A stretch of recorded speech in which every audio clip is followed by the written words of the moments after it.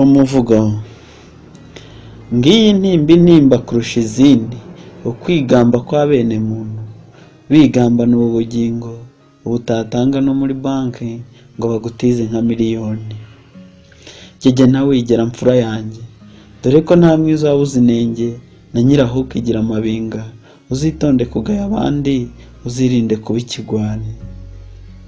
Integuza y'inkenyuka dore ubu niyi, kubyuka wifashe mu manyungu, ntawe ukuvuga udahanurwa, ukirara ukabura ubwira, burya ubugaba amagaradonyi. Rwose ntukabe nk'ikigande cyo utazi ujya ubaza abandi, usigaho gushinga ijosi mu bandi, umutwe umwe ngo wifasha gusara, hari aho ubwenge buba bukeya.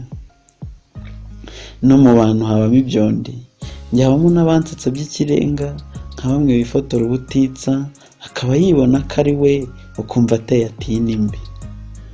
Nyine ubwo uwo byakire, wirenganya iyo telefone, ntunabishinze kameramani, ntiyafotora ibidahari, kwiyakira bituma utuza. Intiti sitetana kabiki, intiti n'inyurwa idasahinze, ikaba izi neza ko ntabareshya, ko nta cyuzuye kiba munsi, bifasha kwizigama mu magi. Gusa n'akataraza mbona kazaza, ubu turagendana igifurumbwe, intero twayigize gutwika, ndabaza bene impinga ndagurira, icy'utwika amarira u Rwanda. Nubwo ntaragura ndahanura, muri bitatu ndabona u Rwanda hazitwa Gomora Sodoma, munya tuzashorera nk'imisuri, tugana konera umuhanya.